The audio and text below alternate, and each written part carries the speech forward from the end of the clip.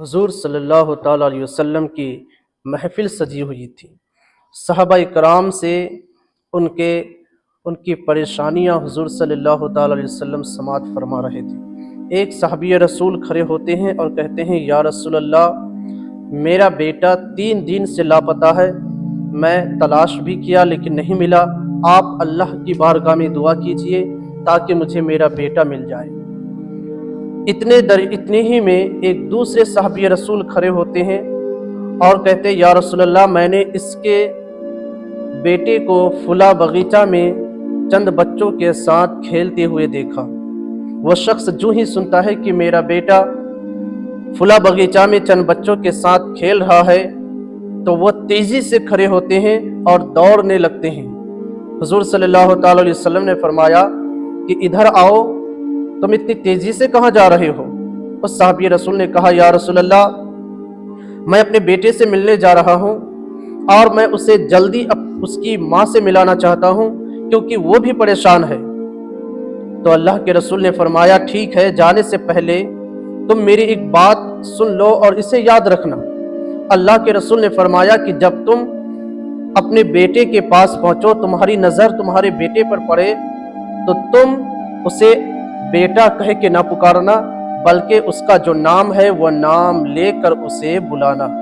اس صحابی رسول نے کہا، یا رسول اللہ، آخر وہ میرا بیٹا ہے اور میں اسے اگر بیٹا کہہ کے پکاروں تو اس میں کیا دقت ہے؟ تو اللہ کے نبی صلی اللہ تعالی علیہ وسلم نے فرمایا کہ ہاں، وہ تیرا بیٹا ہی تو ہے، لیکن جن بچوں کے ساتھ کھیل رہا ہے ہو سکتا ہے ان بچوں میں کوئی یتیم بچہ ہو اور اسے بیٹا کہہ کے کافی دنوں سے بلایا نہ گیا ہو، اور 3 دن کے بعد جب تم اپنے بیٹے سے ملو گے، بیٹا کہہ کے پکارو گے تو تمہاری آواز میں مٹھاس ہوگی۔ کہیں اگر اس یتیم بچہ کے دل میں یہ خیال آ گیا، کاش آج میرے والد زندہ ہوتے تو وہ بھی مجھے پیار سے بیٹا کہہ کے پکارتے، اسے تکلیف ہو سکتی ہے، اس لیے تم بیٹا کہہ کے نہ پکارنا۔ میں آپ کو بتانا چاہتا ہوں، اسلام پر انگلی اٹھانے والے، ذرا اسلام کا مطالعہ تو کرو، اسلام کی باتیں تو پڑھو۔ نبی کریم کی شان میں گستاخی کرنے والے، ذرا نبی نے کیا فرمایا ہے، مسلمانوں کو کیا حکم دیا ہے، ان کی باتوں کو تو پڑھو۔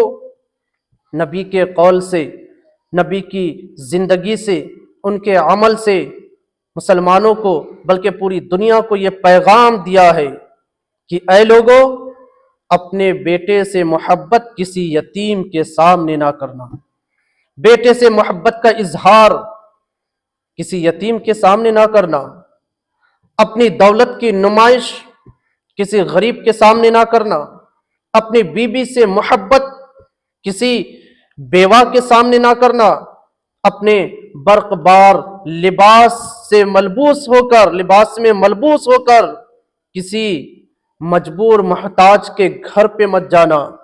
اللہ کے نبی کی زندگی سے یہ پیغام ملتا ہے انسانوں کو کہ تم عالی شان محل میں اگر رہتے ہو تو اس عالی شان محل کا ذکر کسی جھوپڑی والے کے سامنے نہ کرنا۔ اللہ کے نبی نے فرمایا کہ اللہ نے تمہیں جس نعمت سے نوازا ہے اس نعمت سے کسی کو تکلیف نہ پہنچے۔ یہ اسلام کی خوبی ہے، یہ اسلام کی وہ باتیں ہیں جو کسی مذہب اور کسی دھرم میں نہیں ہے۔ اس لیے کہا گیا، اسلام دنیا کا سب سے بہترین مذہب ہے اور سب سے اچھا اور پاکیزہ مذہب ہے جو انسان کو انسانیت کا پیغام دیتا ہے۔ السلام علیکم ورحمۃ اللہ تعالی وبرکاتہ۔